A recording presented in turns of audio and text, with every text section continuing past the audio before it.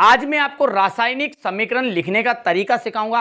क्या क्या तरीके होते हैं, कौन कौन सी बातों का ध्यान रखना पड़ता है। यदि आपको रासायनिक समीकरण का समझ लिए ए फॉर एप्पल भी नहीं आता है तो मैं आपको ए फॉर एप्पल से जेड फॉर जेबरा तक पहुंचा दूंगा। ठीक है, यानी कि बिल्कुल नीचे से हाई लेवल तक आपको सिखाऊंगा।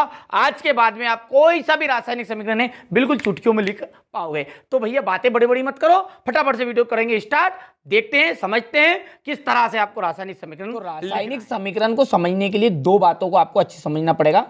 एक तो है अभिकारक, बिल्कुल बेसिक लेवल से ले जाऊंगा, ठीक है, अभिकारक, और दूसरा है उत्पाद। ठीक है, पहला मैंने बोला है अभिकारक और दूसरा बोला है उत्पाद। अच्छा, अब ये क्या है, जैसे मैंने आपसे बोला है कि चाय बनाना है, तो चाय बनाने के लिए आप किसका यूज करोगे? एक तो दूध का, ठीक है, प्लस शक्कर प्लस पत्ती, ठीक है, और मिलकर बन गई चाय। तो यहां पर जो ये दूध है, शक्कर है और पत्ती है, ये क्या है? आपका अभिकारक है। ठीक है, और ये चाय है जो बना आपका, ठीक है, वो क्या बना है? प्रोडक्ट।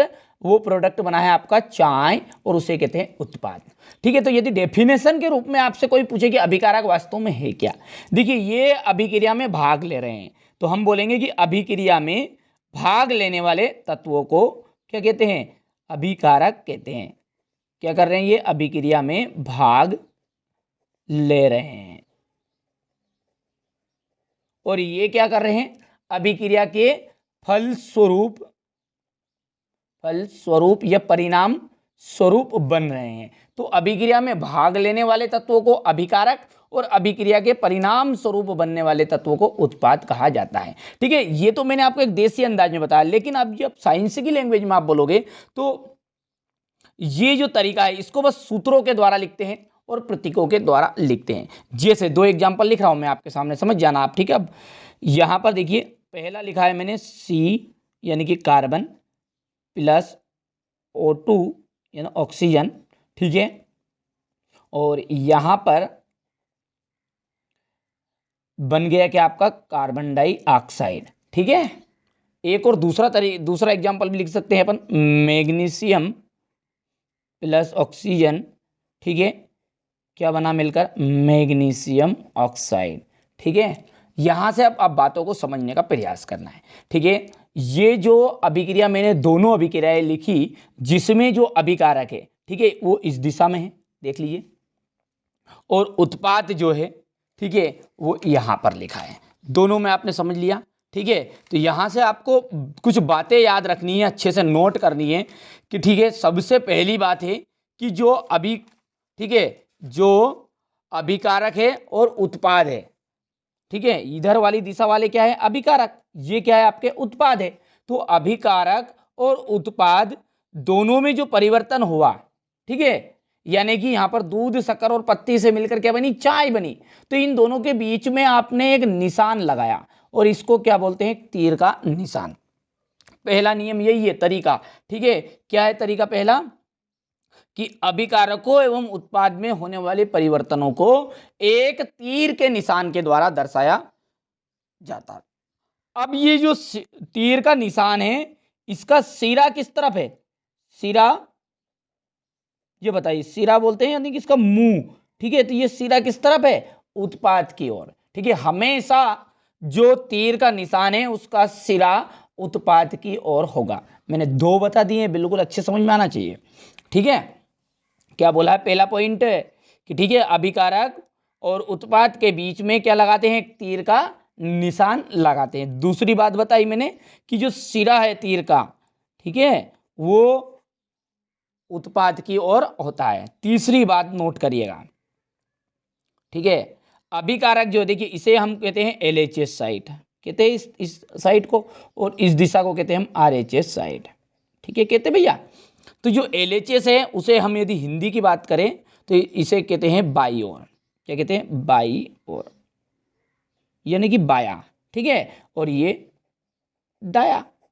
ठीक है, राइट है ना दाया होता है, लेफ्ट है ना कि बाया होता है। तो इसे हम कहेंगे कि जो अभिकारक है उसे किस ओर लिखा जाता है? बाई ओर लिखा जाता है।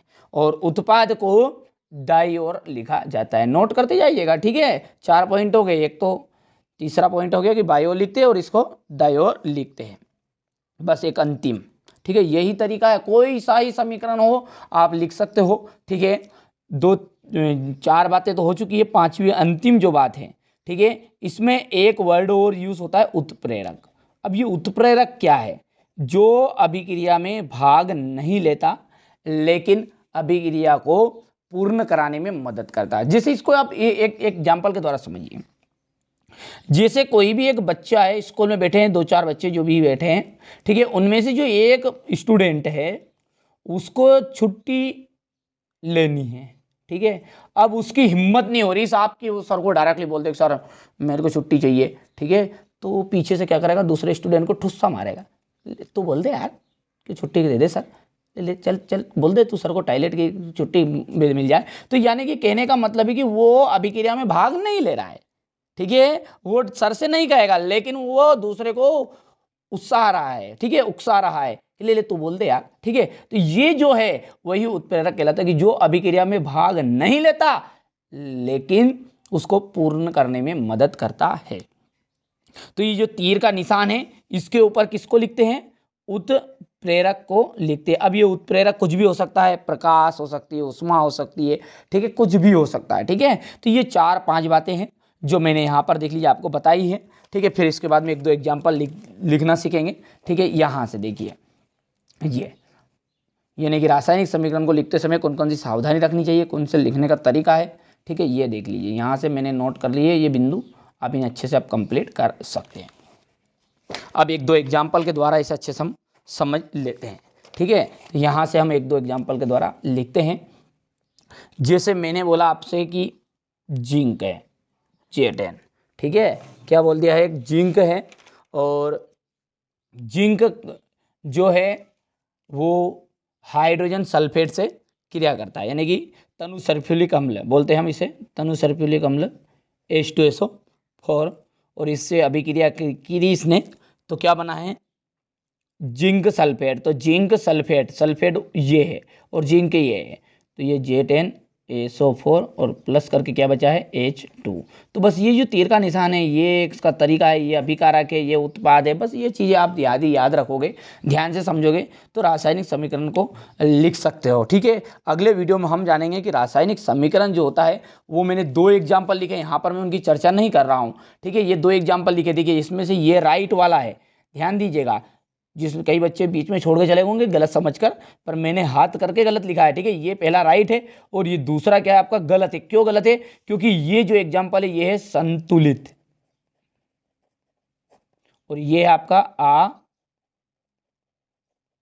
असंतुलित। तो यहां से 2 बातें निकल कर आ गई आपकी कि रासायनिक समीकरण जो है वो 2 प्रकार के होते हैं, संतुलित रासायनिक समीकरण और असंतुलित रासायनिक समीकरण।